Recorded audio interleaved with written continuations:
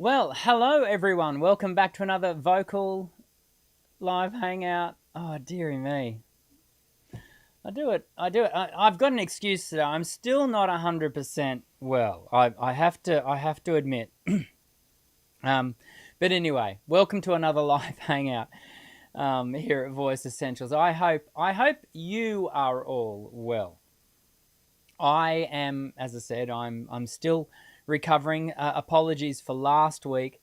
I woke up on Monday, having been unwell the previous Thursday, Friday, Saturday, Sunday, hoping that by Monday, surely I'll be okay.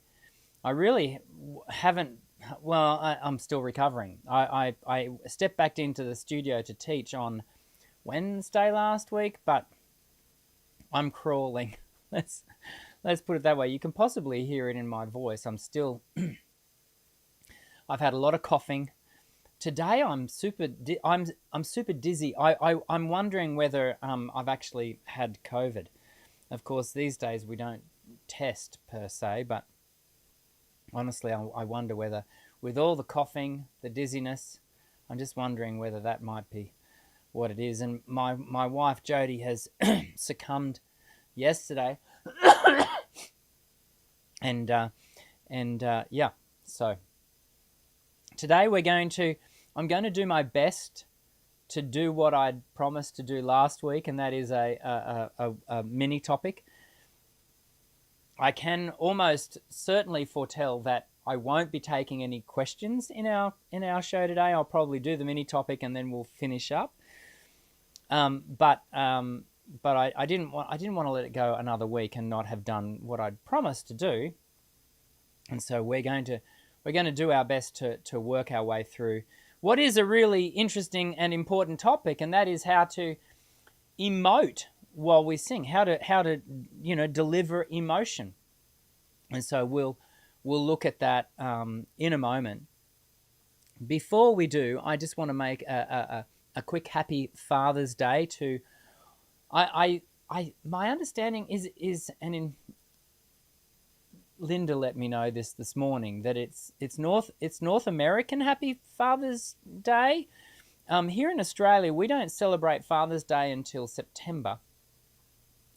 And so, but a special Happy Father's Day to all of our North American and Canadian, I think, perhaps, friends. And so I hope that has been a good day for you. Father's Day can be a challenging day. Some of us have lost our fathers. They've passed. Some of our relationships may not be what we would like them to be. And so Father's Day and Mother's Day can be difficult days for some, but I hope it's been a positive one for you. Couple of things. Firstly, I wanted to say hello to Mila. Mila is is a private student who comes here to the studio, but currently Mila is in her homeland of Poland, and I see you there, Mila. I see you've chimed in at 5 a.m. on a Monday morning, which is just crazy. It's so wonderful that you even though you're away, that you're still with us. So that's wonderful. Also, one more thing. I wanted to just flag for you, and I'll hopefully have a few more details in the coming weeks. Incidentally, we've got a Q&A next week, and then there'll be a week off because I've got studio break, and then we'll be back again. But as you know, many of you know, I'm going to be presenting at the International Congress for Voice Teachers in Toronto, Canada. In the last week, first week, the bridging week of July, August in Toronto, Canada. And there's already a couple, at least two, it's a couple, of Canadians, Kathy Schneider and Emily, who have suggested they would like to catch up for a meal. And both of them have to travel quite a distance to get to me. So I'm pretty tickled that they're going to do that. It's either going to be on the Friday night or the Saturday night, probably the Saturday. And so I just wanted to throw that out to you, that it would be cool if we could do like a Voice Essentials gathering of local Canadians. And so I wanted to let you know that that's happening. This is not an exclusive event. It literally is going to be, a few of us going out for some drinks and nibbles, a meal together. But if you're in that vicinity, I'd love for you to join us. And it would just be a really cool thing to do, to meet you all in person. It's so rare that we get to do that by virtue of, how this whole interweb thing works globally. But nonetheless, it would be cool. So that's going to be happening, as I said. It'll either be the Friday the 1st of August or Saturday the 2nd of August, I think, is what's going to be happening. And I'll give you more information as we go along. Okay, let's get into today's webinar. Before my voice falters completely, I have a little bit of a cough. I'm going to bring this over here, and I am going to go to... Oh, hang on a second. I should do this first. Oh, that's a great start, Daniel. Really good. The art of emotional expression. And it's funny, I had originally written this down at the beginning of the year as the mini topic that was going to happen at this point in the year. And then, of course, we had Audrey, who I kept pronouncing her name incorrectly 2 weeks ago as Edrie. It's Audrey. And Audrey had when I reached out her to come onto the show, and she said, "Oh, can we talk about emotional connection and expression?" And I said, "Yeah," forgetting that we were going to be talking about that as a webinar. But actually, I think that really works out. It gives us an opportunity to revise, to dive a little bit deeper, to go down tracks of thought that perhaps we didn't when we were having the chat with Audrey. So I'm hoping that today's mini topic is going to be super helpful. This is such an important topic.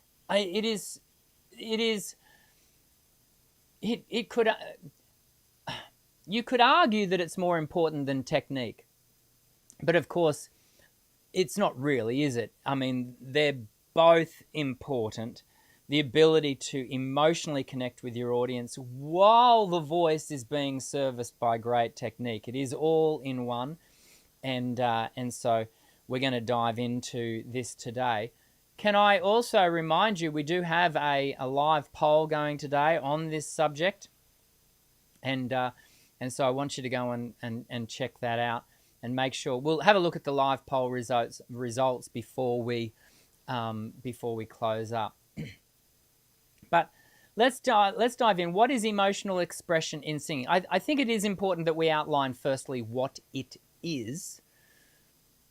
Clearly defined, emotional expression is the intentional, genuine, and I think that's important, genuine communication of feeling through your voice, body, and facial expressions. Genuine. Let me just check that. I was just checking that wasn't Linda messaging me.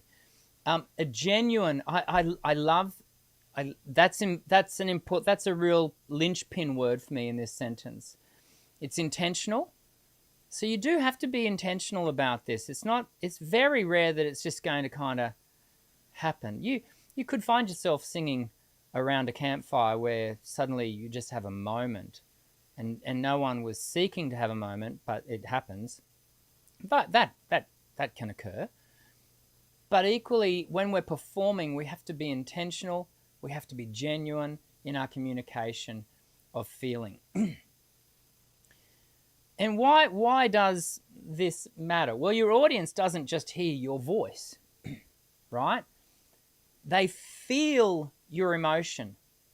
And this is something that I remember, I guess, in one sense, discovering as a young singer. that this is this is back into the early 90s, late 80s. I started to read, people would cry when I sang. And that was a discovery for me. Wow, they're feeling something when I sing. And that's because they're not just hearing me sing words and sing in tune. No, there's something that attaches itself to that. It is an emotional experience. And the connected listener remembers you and returns to music and shares their experiences.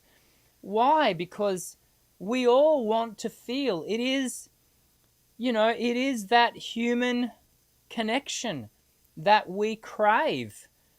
It's one reason why I don't think AI is going to take over the world, because we as human beings, we need other human beings. We're not just data processors. We emote and we resonate with emotion. And we as singers, it's important that we tap into that, and not from the viewpoint, and I think this is an important point, not from the viewpoint of seeking to manipulate people, but in seeking to communicate with people. I think that's really important.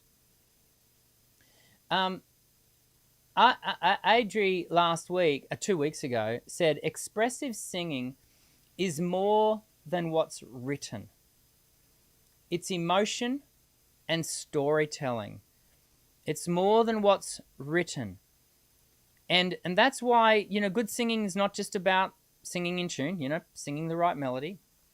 It's not just about remembering the words. There's something more than that. It's emotion and storytelling. There are 3 essential techniques for emotional impact. Number 1, dynamic contrasts. And this is where I want to get into some nitty-gritty today, some practical tips for you to use in your next performance. Use quiet intimacy versus powerful volume strategically. If you've watched any of my analysis videos, I'll often draw our attention to the landscaping that the singer has intentionally done. Where are they choosing to sing quiet? Where are they choosing to peak in volume? How loud is that volume? Have they let it just get carried away and it's just blowing out? Or are they being measured? Are they crafting? Are they being strategic? An example of that is to softly whisper lines before a strong chorus to draw listeners close. You need to be intentional with your phrasing. And you can hear, even in the way I'm talking with us now, I've got moments of pause, and then I've got other sentences, if I can use my words correctly, other sentences that are running on. Yeah, I've sort of moving fast, slowing down, having quiet, then getting excited. And so these have to find their way into our song as well. One of the ways we can do this is to talk through your material as prose. Get the lyrics of the song and read it without singing it. Like just read it out loud. How does the meter of the song want to flow? How do you want to say it? What comes out when you simply talk the lyric? Allow that, and have a pencil by your side when you do this so that you can, be marking out on the lyrics. Allow your spoken value to tell you something about how you're going to sing it. And so we want to emphasize important words to convey deeper meaning, and holding or accentuating words like love or pain to amplify emotional clarity, just like I did just then. Love or pain to amplify. the other thing you want to think about is, aligning, and we're going to talk a bit more about this holistically with your whole body in a second, but aligning facial expressions, you need to let your face tell the story. It is all too common for beginner singers to convey fear when they should be conveying joy. The reason they're conveying fear is because they're freaking out of being on stage and singing in front of people. But in fact, what their face needs to be telling us is the joyful content and narrative of the piece that they're singing, because maybe it's a joyful song. And so this, again, here's this word, smile genuinely. You don't want to be a Cheshire cat just because, you've been told to smile. And you need to allow subtle transformations and allow your face to really communicate all of what you're talking about. And so here's some practical exercises to unlock authentic, genuine emotion. Imagery. Visualization is so important. Imagine, this is the first step, imagine a personal memory and align that with the song's emotion. And this is why, as we get older, we have a vaster collection of lived experience. And unfortunately, life being what it is, that is a mixed bag. It's a mixed bag of really positive experiences, but also can be really very hard, very challenging experiences. And it's those lived experiences that we can draw upon, and the emotions that we remember, that we connect to those moments, some happy, some tragic, and we can then invest those into the imagery as we sing through a piece. Now, that's not possible for every single song. Like if you're singing of murder, for example, and there are songs that tell the story, particularly in country and folk, there are songs of murderous outcomes. Well, you don't want to have experienced murder to have to emote that. But you go looking for alignment of emotion. Learning to practice in front of a mirror cannot be undervalued. This can be so hard for some of us. Some of us really are not in too much of a hurry to find ourselves in front of mirrors, and yet there is so much for us to gain from standing in front of a mirror to see ourselves working. And you just like a dancer, a ballerina, or actually pretty much every form of dance, if you go to a dance studio, the room is lined, the walls are lined with mirrors. Why? The dancer needs to be able to see their form, their physicality, and how it looks to ensure that they are holding their body correctly. We need to be able to see our body, in particular our face, to know that we are actually communicating the emotion that we're seeking to. This can be quite a revealing activity for those of us who haven't done it before, to realize that perhaps we are not being overt enough in the expression of our visual presentation, and so you want to spend some time looking at yourself. I give you permission. There you go. Not that you needed it, but please spend some time looking and watching yourself. And here's a body connection drill. Begin with singing with small rhythmic movements. Sway, gentle gestures. I think it might have been a couple of weeks ago with Audrey that I was talking about the fact that so often with students, beginner students, they're so, rigid. And when we don't embody not only the emotion but also the music, then your singing will sound like it's in a straitjacket. And that's going to not come out great. It's certainly going to impact the quality of the music, but it'll also dilute heavily any emotional delivery that you are seeking to have. And so learning to move, to embody the music and the emotion that is connected to that, so important. You want to feel the music physically and allow your whole body to participate naturally. When we're at home and no one's watching, I think a lot of us do move naturally and freely. And what we need to be able to do, and it's a challenge, I'm not seeking to trivialize the challenge, but we need to be able to do that in front of others, but with authenticity and with being genuine.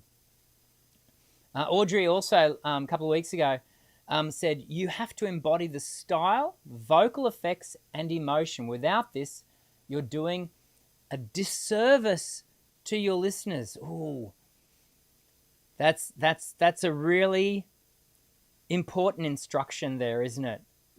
And for some of us, a bit of a little bit of a slap across the wrist. Without this, you're doing a disservice to your listeners. It's so important we remember that the audience is not there for us. I've said this many times before on the channel. The audience is there for themselves. They want you to do well, but the reason they want you to do well is so they have a good time. You see how that works? And so it is important that we remember, who serves who. Let's finish off with some common mistakes and how to fix them. And this is connected to losing authenticity. You can over-emote. There is a place for over-emoting, and it's typically in children's pantomimes, where the characterization needs to be really over the top for the kids. It's got to be very, the type of performance, right? But if you are seeking to communicate with adults, you need to make sure don't over drive it. Yeah, it'll come off as being inauthentic, even if you're not seeking to be. Finding that balance, and again, some work in front of the mirror will help with this. Exaggerated expressions or forced emotional sounds. Focus on subtlety as a fix. Remember, genuine emotion often comes from restraint and vulnerability, not exaggeration. Yeah, so important. Equally, we can find ourselves under-expressing. And this is typically driven by a sense of reserve, a sense of holding back. Oh, I don't want to be too big. Hesitance or emotional flatness due to self-consciousness. And I get it. This is what most of us have to work through, right? We have to work through this sense of, I need to learn to take a risk and expose in a vulnerable, genuine way, expose the emotion to garner emotive response from the audience. You might want to practice this alone to start with, gradually introducing a supportive audience, whether it be a loved one, a friend. And again, use the visualization that we were talking about before to tap into those genuine feelings. Again, we're talking about the rigid posture, for disconnected body and voice. You must be one. We are a whole person, body, mind, and voice. And so it is important that your voice is free, all of you is free to emote. Any tension, whether it be physical or emotional, is going to lead to a captivity of that delivery. And that's the whole point, right? We don't want to have that. One way we can fix that is to engage in gentle rhythmic movements during rehearsal to integrate emotional intent with physicality. And finally, ignoring lyrics or narrative context. I cannot tell you how many times I've got to the end of singing, having a student sing through a song with me, and my question to them is, so, what's the song about? And I just get this blank deer in the headlights. What's the song about? Love. Close, but no cigar. No, come on, there's more to it than love. Yeah, these are very superficial thoughts. What is the song about?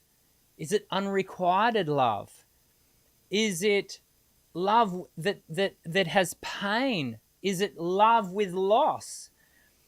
And you can go even to much deeper levels of the onion than that. And so singing without a clear emotional motivation or understanding of the story is going to leave the story void of emotion. So you've got to take the time to analyze the song's meaning or create your own narrative context to guide emotional choices. The times when that's appropriate is, let's say you're singing a music theatre piece, and more often than not, music theatre is being staged, a song within music theatre is being staged in a moment across the narrative arc. Yeah? And sometimes to do that particular song that fits into the bigger picture all by itself loses context. And so we have to, in one sense, sometimes make up that story and context for that song as a standalone moment and piece. And so you can see that is where we go looking to make up our own kind of emotional guide for that. The art of emotional expression, the only way to learn this is to be intentional about learning it. It will empower your singing like putting nitro into your engine. It's explosive, and to the point where it can take some time. When you discover and start to work with and connect with and deliver emotion, it's almost a bit like an unruly, force, and you have to learn to manage it because it can be very exciting, but equally it can also be a little bit unruly to start with, and so learning to manage it is a skill.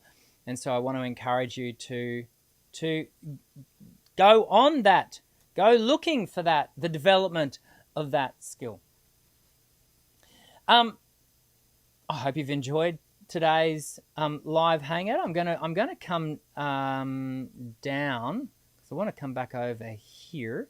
Oh, not that one, Daniel. Let's come back over here. I want to have a look at how we're going. We got to 16 votes today, which is pretty good. If you haven't voted in the live poll, I'm about to close it, and we're going to call it a day. My voice actually lasted better than I'd anticipated, but it's on the edge, and I've got 3 more lessons to teach this afternoon, so I have to manage myself. I am closing the poll.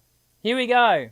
3, 2, 1, and what's your personal gateway to emotional expression when singing? Feeling the song's groove? Yeah? 37%. Embodying a real memory? Yeah? So in all of these we discussed, incidentally. Yeah? tapping into vocal tone shifts, and that's sort of more of a dynamic, tapping into where that dynamic landscaping happens. And then 18% of you said imagining the character's world. Yeah, I too enjoy, with all of these polls, if I could put option 5, all of the above, I know 100% of you would tick all of the above for all of these polls. But I do enjoy imagining in the context. I love almost seeing a song as a painting that I impression myself onto and into, and I tell the story of the context around me, and I too enjoy that. Oh, thanks, Mark. I've just seen Mark giving us a shout out for a great show. Thanks, mate. It's a short show today. I apologise for that, but some of you got Father's Day's celebrations to get back to, so maybe it's not a bad thing. Next week, we have got a Q&A, and we've got a question there from Erwin, which we'll try and get to next week. And before I go, let me just once again remind you that you can support the channel by joining the channel, and you then have access. We've got over 20 of these webinars and in this one I've just done today, I will edit down and make far more concise and more edited for members of the channel to watch, exclusive. No one else has access to it, and there's over 20 of them now. These webinars, I'd encourage you. It's a way that you can support the channel for a very small price, the price of a coffee once a month, and you also get access to an ever-growing list of topics that we talk through. So I hope you would consider doing that if that's something that you can afford to do. Yeah. I'm going to rest my voice now, everyone, before my 2 o'clock student arrives. I very much look forward to seeing you next week for a Q&A. So come ready with your questions, and I will do my humble best to answer them when I can. I look forward to seeing you again soon. I'm Dr. Dan. Sing well.